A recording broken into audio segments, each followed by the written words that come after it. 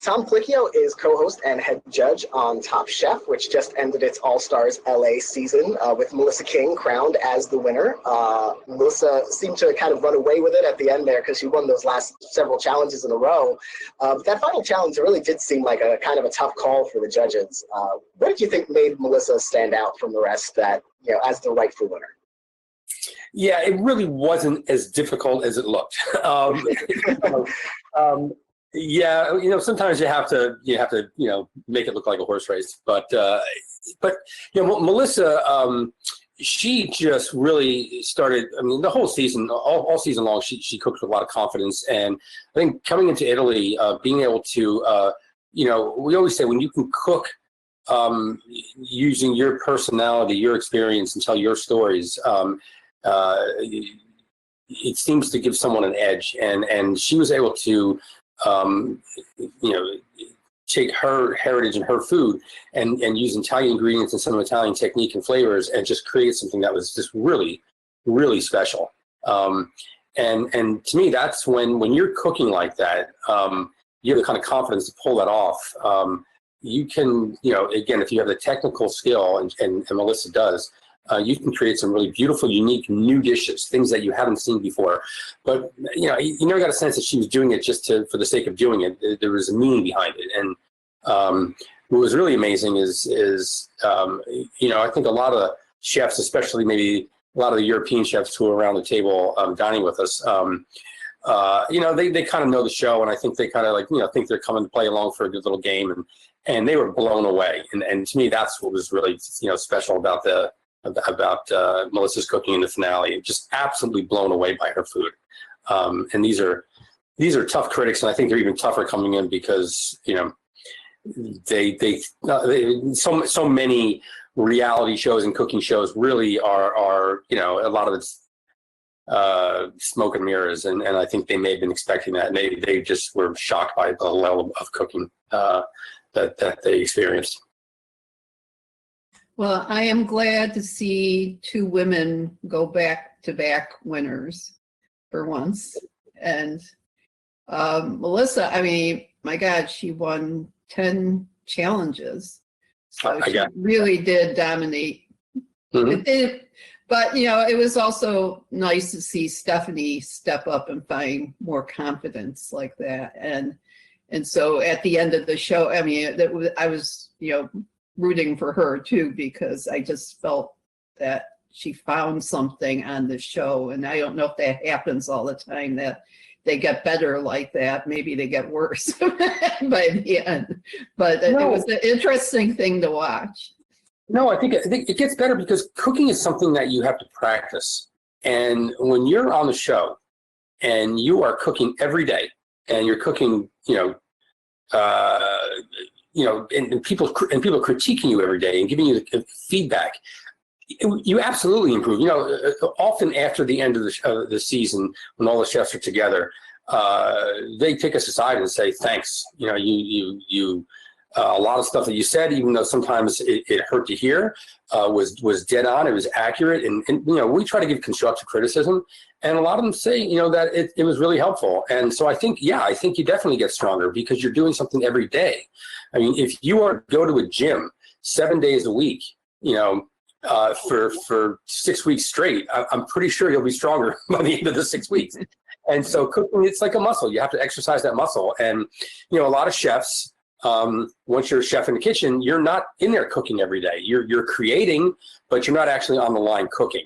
And so this, I think, also is a way for them to get back in there and do that. And it's hard work. And so it wasn't surprising at all that she found her way. And she's not a restaurant chef right now. She used to work in restaurants, but now she's catering. So that even is more of a lot of it is administrative work, and it's really, doing large parties and stuff like that. It's figuring out how to cook for large groups. It's a little different than cooking, a meal for, 8 people or cooking, individual dishes and stuff. And so she came together nicely. Came together nicely for her.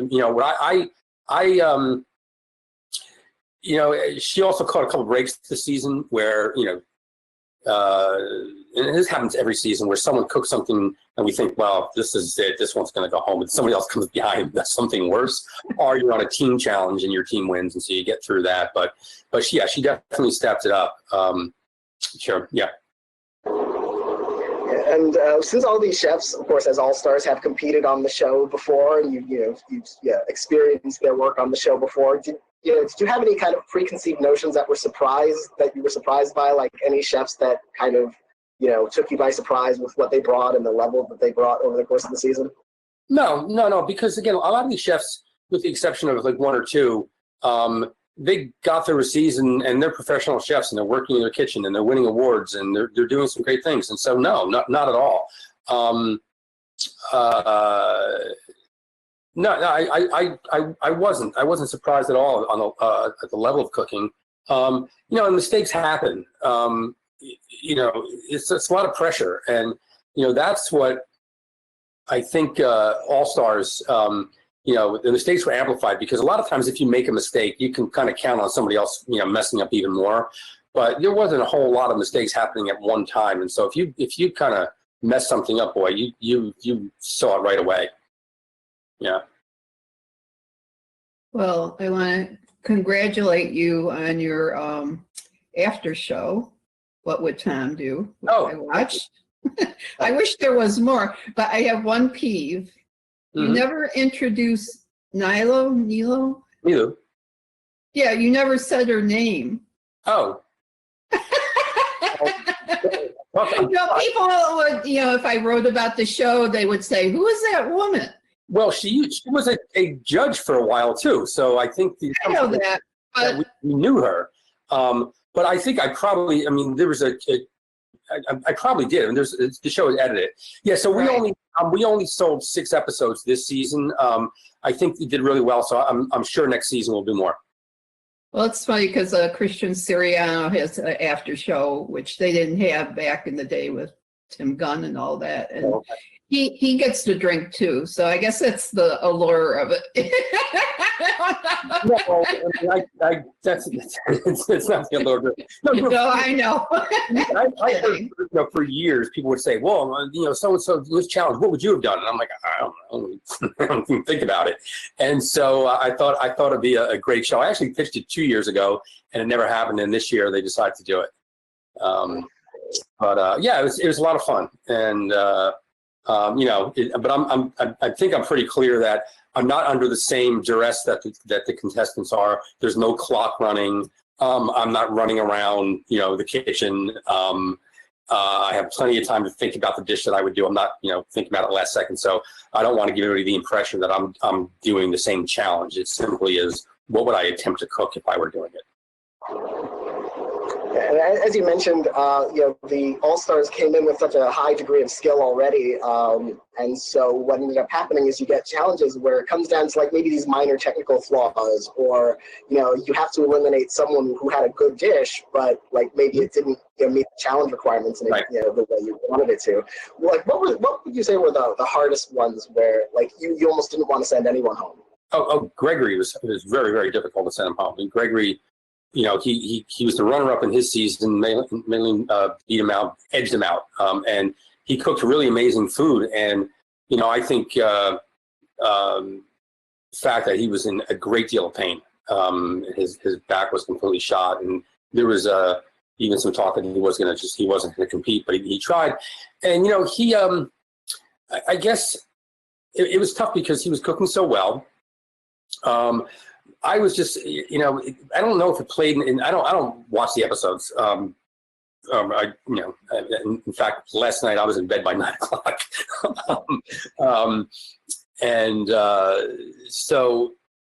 I think with Gregory, I asked a question, who had experience with white truffles. And he was the only one who had a lot of experience. So he was John George Von Dericken's chef de cuisine in one of his restaurants. And so he said he had a lot of experience. And I know it's one of these things where if you're in pain, man, it is hard to focus. And, he cooked truffles, white truffles, and that was like a big no-no. Also, it's one of these things where you don't make a tomato-based dish with white truffles either. And so just two major major flaws right there. But I was really surprised. I mean, he's such a good chef, and he was also, made a decision to, and I think he did it. He didn't do it as much in his season, but to really focus on his roots and do updated version of Haitian food, and it was often spectacular. And we see that so often with the chefs when they cook, food that they're familiar with and modernize it or update it. They usually do a very good job with it. So that was a tough one. Probably the most difficult person to send home. So what's the deal with Brian Malarkey? Here's the why deal. did he buy ingredients he knows he'll never use? What is that about? Well, no, it's not that. It's because you're running through a store and you're buying stuff because you don't know. You're just reacting, and so often maybe you don't have a fully formed idea, and so you're just grabbing stuff. But the thing with Brian Malarkey is, Brian is a fantastic restaurateur.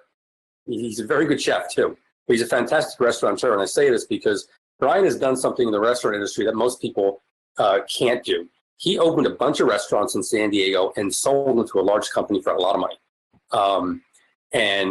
But I think that he has a chip on his shoulder because he wants to be known as a great chef too.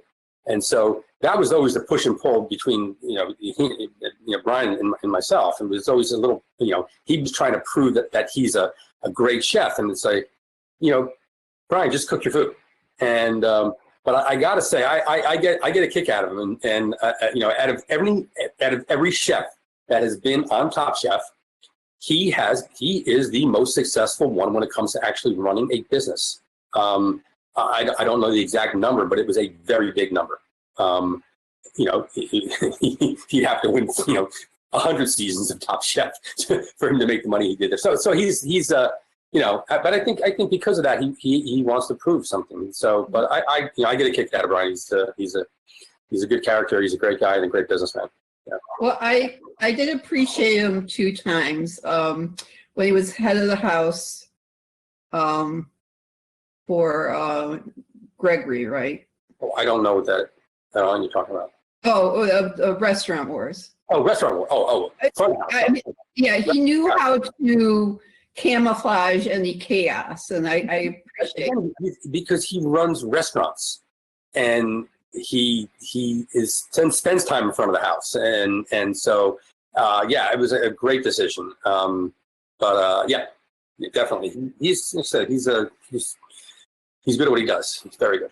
And also, I loved him and Leanne and the harmonizing the flavors challenge. She laid down the law on me and put back whatever stuff that he knew he wasn't going to use. So it was great. She saved him, and he did good on that challenge. So it's in there somewhere. But no, he is amusing, and I ended up appreciating him being on the show. So you're right. And speaking of the restaurant business, of course, it's such a tough time for that business right now. And this season, kind of watching it now in this current context that we're in, it really felt like a moving tribute to chefs and restaurants, especially the Jonathan Gold episode, where we sort of got to meet and fall in love with these independent, family-owned restaurants, these really intimate places. What is your thoughts on the states of where things are with that right now in terms of the crisis, and how this show was able to kind of shine a light on chefs and this industry?